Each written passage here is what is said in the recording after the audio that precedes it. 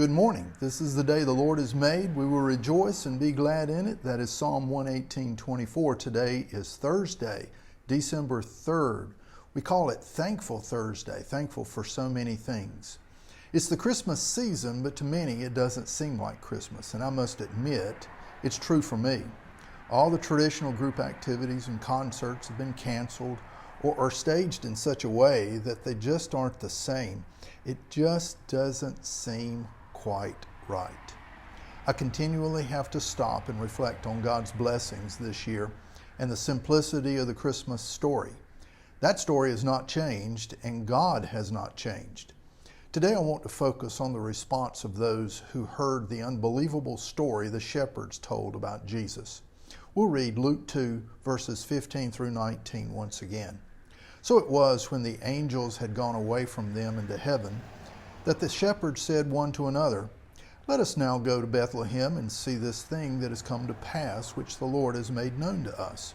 And they came with haste and found Mary and Joseph, and the babe lying in a manger. Now when they had seen him, they made known widely the saying which was told them concerning this child.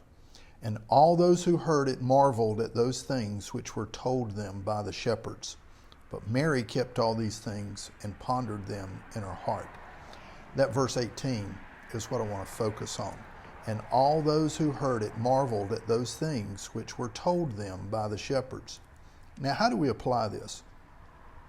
First, the story was so compelling that all who heard it marveled. That word marveled means to have in admiration, or it was compelling.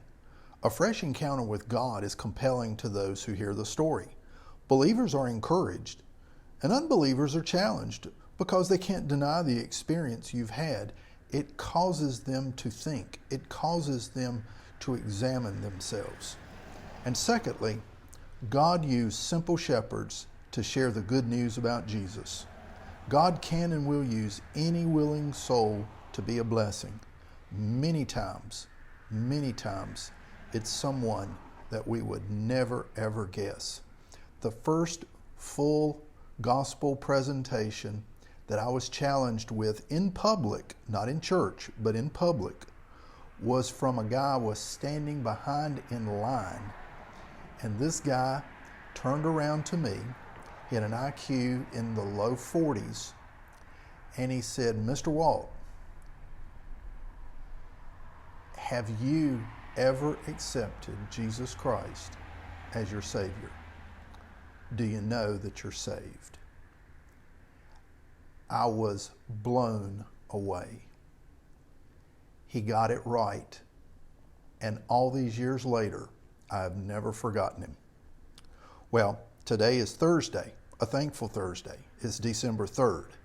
Love God, love people, love never fails.